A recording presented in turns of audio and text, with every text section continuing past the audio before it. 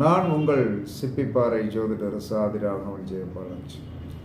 ஒரு ஜாதகத்தில் புதன் கேது சேர்க்கை இருந்தால் அவர்கள் துளசி மாலை அழிவதனால் அந்த தோஷம் கண்டிப்பாக போகும். ஒரு ஜாதகத்தில் குரு கேது சேர்க்கை இருந்தால் மஞ்சள் கயிறு, தங்க வளையல், தங்கச் சங்கிலி, மஞ்சள் நாமம் போட்டால் தோஷம் போகும். ஒரு ஜாதகத்தில் சுக்கிரன் கேது சேர்க்கை இருந்தால் வெள்ளி கொடி, வெள்ளி வளையல் போட அந்த தோஷம் போகும். ஒரு ஜாதகத்தில் சனி கேது சேர்ந்திருந்தால் கருப்பு கயிறு, இரும்பு வளையல்,